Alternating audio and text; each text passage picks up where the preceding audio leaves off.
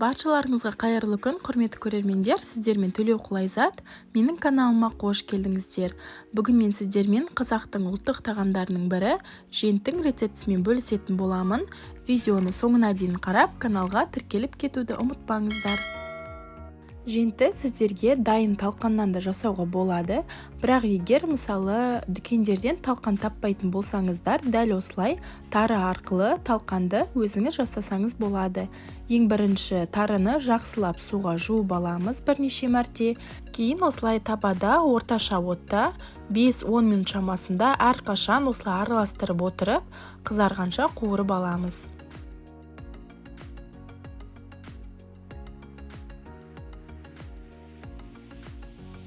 Мінекей, көріп тұрғандарыңыздай, біздің тарымыз дайын, қуырылды. Енді оны сәл ғана суытып аламыз. Кейін ыдысымызға салып, блендер көмегімен бірнеше бөлікке бөліп, дәл осылай ұнтақтаймыз.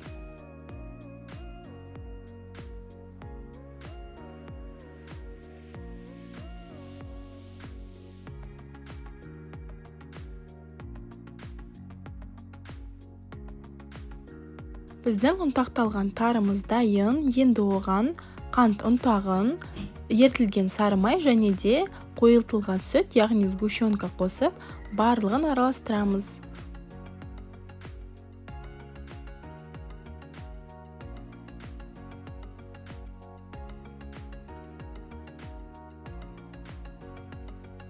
Жентті әсемдеу үшін мен осындай ақ және сүтті шоколадты қолданамын.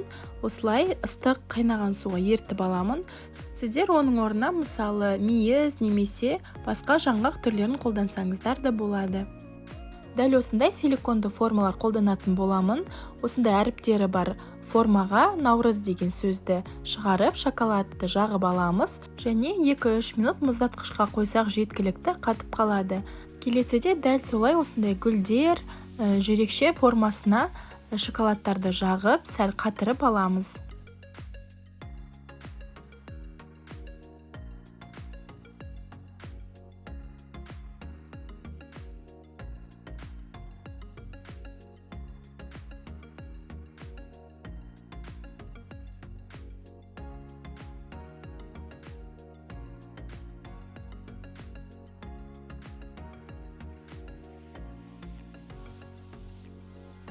Силиконды формадағы шоколадтарымыз қатты, енді жентімізді дәл осылай салып шығамыз.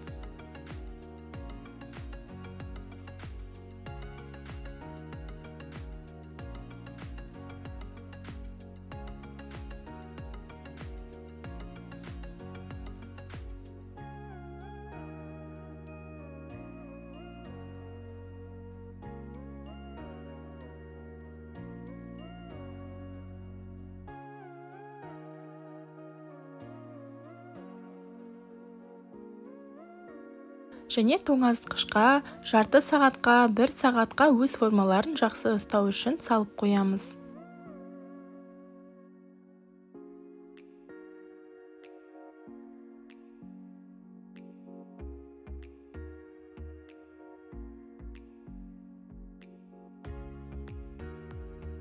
Мінекей, біздің қазақтың ұлттық тағамдарының бірі жентіміз дайын болды. Шоколадпен өте дәмді болады. Сіздерге де дайындап көруге кеңес беремін. Отбасыңызға ұнайды деген үміттемін.